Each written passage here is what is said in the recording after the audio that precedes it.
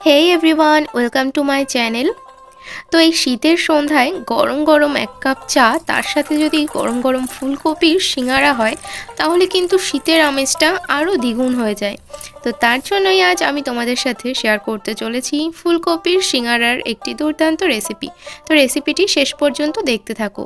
এর জন্য আমি এখানে নিয়েছি 1 কাপ ময়দা, আর ময়দাটা খুব ভালো করে ময়াম দেওয়ার জন্য এখানে আমি 5 চামচ মতো সাদা তেল নিয়েছি। তার সাথে দিয়ে দিচ্ছি খুবই অল্প পরিমাণে লবণ। এবার ময়দার সাথে তেল এবং লবণটা খুব ভালো করে মেখে নিতে হবে, খুব ভালো করে ময়াম দিতে হবে। ময়াম যত ভালো হবে সিঙ্গারা কিন্তু তত খাস্তা হবে। তো দেখো, মুঠো করলে ঠিক এমন হচ্ছে, আবার এটাকে চাপ দিলে এটা কিন্তু ভেঙে একদম ডাস্ট হয়ে যাচ্ছে, তার মানে এর ময়ামটা কিন্তু খুব ভালো হয়েছে। এবার এর মধ্যে অল্প পরিমাণে জল দিয়ে একটা ডো তৈরি করে নেব। একবারে জল দেব না, অল্প পরিমাণে জল দিয়ে দিয়ে ডোটা তৈরি করব। আর হ্যাঁ, ডোটা একটু শক্ত করে করতে হবে। তো ডোটা তৈরি করে নিয়েছি, দেখো ডোটা কিন্তু একটু শক্ত করেই মেখেছি। এবার এটাকে ঢেকে রাখবো। এই সময়ে আমি তৈরি করে নেব পুর। তো পুরের জন্য এখানে নিয়েছি ফুলকপি, এখানে নিয়েছি বিট, তার সাথে নিয়েছি অল্প পরিমাণে মটরশুঁটি, আছে আদা কুচি, লঙ্কা কুচি, আছে গাজর আর ধনেপাতা কুচি। একটা কড়াই গরম করে তার মধ্যে 4-5টা শুকনো লঙ্কা আর 2 চামচ মতো মৌরি দিয়ে দিচ্ছি। এটা একটু হালকা রোস্ট করে নেব, যতক্ষণ না এর থেকে একটা সুন্দর অ্যারোমা বার হয়। তো এর থেকে একটা সুন্দর অ্যারোমা বার হয়েছে, এবার এটা ঠান্ডা করে এর একটা পাউডার তৈরি করে নেব। ওই কড়াইয়ের মধ্যে আমি অল্প পরিমাণে সাদা তেল দিয়ে দিলাম, দিয়ে দিচ্ছি আদা কুচি, দিয়ে দিচ্ছি লঙ্কা কুচি, দিয়ে দিলাম ফুলকপি, গাজর, মটরশুঁটি, বিট, দিয়ে দিচ্ছি আলু এখানে আমি ছোট ছোট কিউব করে কেটে রেখেছি, আর আলু আমি খোসা সমেতই কেটেছি। তোমরা চাইলে খোসাটা ছাড়িয়েও নিতে পারো, তবে আমি এখানে খোসা সমেত আলুটাই ব্যবহার করেছি। এবার সব কিছু একসাথে খুব ভালো করে ভেজে নেব।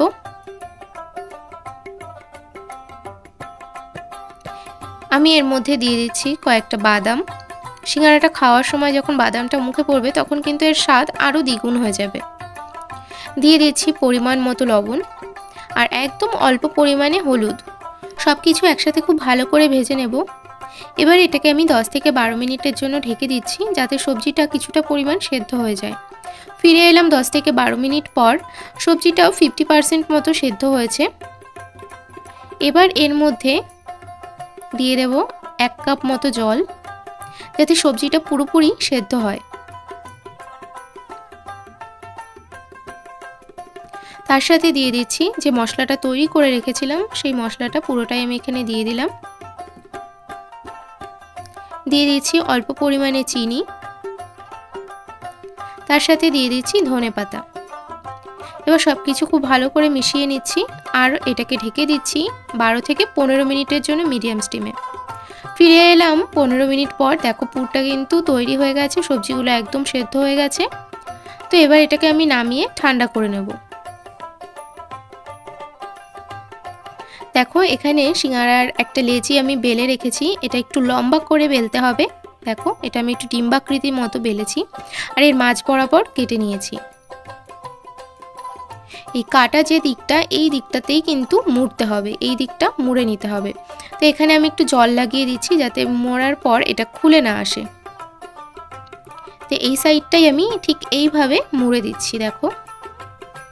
আর এটাকে একটু চেপে দিচ্ছি। এবার এর মধ্যে দিয়ে দিচ্ছি পুর। এর মুখে আবারও একটু জল লাগিয়ে দিচ্ছি, দিয়ে এটাকে খুব ভালো করে মুড়ে নিচ্ছি।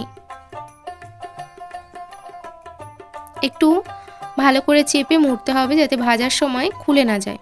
তো দেখো, সিঙ্গারাটা তৈরি হয়ে গেছে। আমি আরও একটা দেখাচ্ছি। দেখো, এই যে দিকটা কেটে নিয়েছি সেই দিকটাতে এভাবে জল লাগিয়ে দিচ্ছি, দিয়ে ওই দিকটাকে মুড়ে নেব। ঠিক এইভাবে মুড়ে নিতে হবে। এবার এর মধ্যে পুরটা দিয়ে দিতে হবে।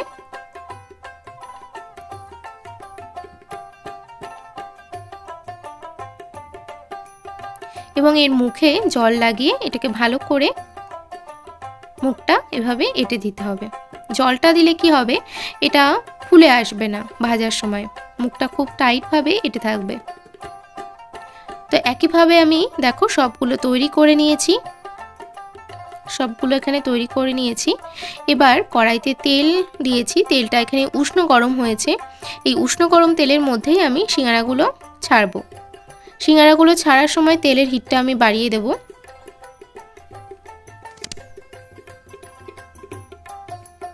এবার একটা হাতায় করে গরম তেল এভাবে সিঙ্গারার উপরে দিয়ে দিচ্ছি।